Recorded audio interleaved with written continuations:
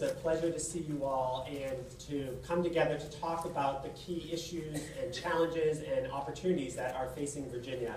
And it's a great way to kick off that discussion to have the governor with us this morning. Obviously, our state is facing very significant challenges. We have challenges when it comes to the impacts of federal austerity measures on Virginia's economy, on job growth, and the need to create more jobs and good-paying jobs to help support Virginia families. We have long-standing challenges in terms of our overall recovery from the recession to begin with, that are where we've seen higher levels of poverty and increased need across the Commonwealth. And so we really are at a moment of having to decide how we're going to meet those challenges and how do we turn those challenges into opportunities to strengthen an economy that we all know needs to work better for more people, that the building blocks of a strong economy, like an educated workforce, a healthy workforce, families who can make ends meet and thrive, are really the critical foundational pieces that we need to ensure are both protected as we deal with things like ongoing state budget shortfalls, and also enhanced as we think about ways that we can enact policy solutions to build that kind of an economy. And there's nobody who's been more eloquent on the need to build a new Virginia economy in recent months than Governor Terry McAuliffe. And so it's really terrific to have an opportunity to hear directly from him on his view of these key issues. The first time I met Governor McAuliffe was several years ago at a dinner meeting in Washington, and it was a presentation on federal budget issues.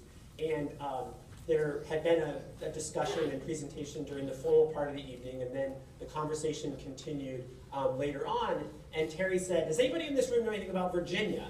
And somebody said, "Well, Cassidy over there does." So Terry came over to me, and he buttonholed me, and he started peppering me with questions and asking me this and asking me that. And it was my first experience of the force of nature that is here. And so when I think about the essential ingredient to meeting the challenges that we face, one of them being extreme optimism and energy, certainly Terry has that in spades. And so it is a pleasure to introduce to you our 72nd Governor, Terry McAuliffe.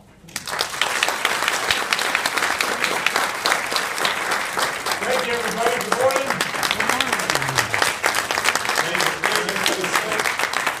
It is an honor. I want to thank Michael Cassidy. I want to thank the Commonwealth Institute. I have been using them extensively.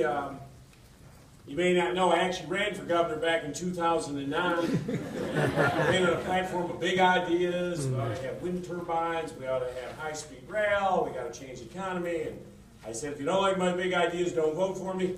And you didn't. But I got right back at it the next day. And honestly, I have used the Commonwealth Institute. I cannot tell you how helpful. Anybody can use them. I just happen to call upon them more than anybody else because they have the best data. If I'm trying to figure out how to deal with closing the coverage gap, they'll give you the real numbers on tax reform and issues. They really have. So I am a huge, huge advocate. And I thank you, Michael, for always being responsive. But in fairness, they're responsive to anybody. If you call them up and ask them, they'll get a study out for you. And no one does it better than you. So give Michael and his team another round of applause. Thank them for that.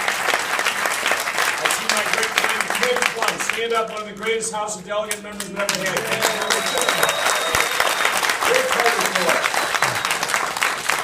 Well, let's talk a little bit, and I'll be glad to take a couple questions at the end. We talk about the new Virginia economy. It was just about a year ago, about a year and a week, that I got elected the governor, the 72nd governor. It was quite an election, as you know. I beat a 38-year trend. Whoever wins the White House, the other party wins the governor's mansion. I was able to carry in with me my lieutenant governor, Ralph Northam, and Mark Herring for the first time in 24 years. The Democrats swept all three statewide offices. We ran on a big agenda, the three of us, talking about how we build the new Virginia economy. And I just want to say, since it's been a year, I want you to know, if you go look at my website and all the little check marks and things I promised I would do, we've gotten most of those accomplished. Just off the top, my whole argument was you cannot build a new economy if you don't make Virginia open and welcoming to everybody. I was proud as a candidate that I was the first candidate statewide in the entire South to come out for marriage equality. And I am so proud that I did not shy away from any issues. And I was proud that 3 weeks ago I was the third governor in the history of our country, the first Southern governor to actually perform a gay marriage, which I actually performed the other day in Northern Virginia. Out there in front, we got to be open, we got to be welcoming. I know there were a lot of issues in the campaign about women's issues, and as you know, there was an effort to shut down our women's health clinics, and I'm proud to stand here through new appointments that we have and working very closely with the Department of Health, that not one women's health center will now close while I'm governor.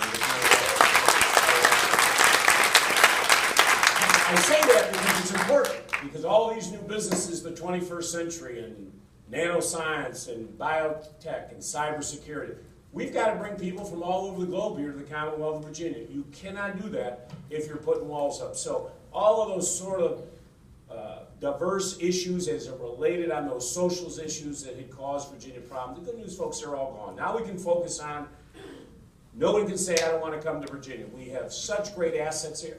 I stood with Steve Forbes last month in front of the New York business community. He extolled the virtues of why Virginia is the best state in America to do business, our low taxes, business-friendly regulations.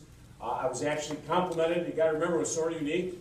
I had been chairman of the Democratic National Committee. I chaired Bill and Hillary campaign for president. Steve was the Republican nominee for president of the United States, and he said that Terry McAuliffe is the Derek Jeter of economic development. Pretty good in New York, I'll tell you that, folks. But, we have done a great job. Let me just say first, right off the bat, since I've been governor in my first 10 months, we've done 211 economic deals.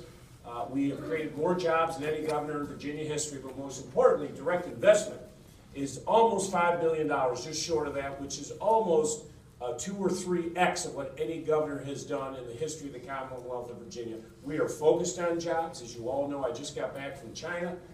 It was exciting. We were over there. We had 70 meetings in 9 days.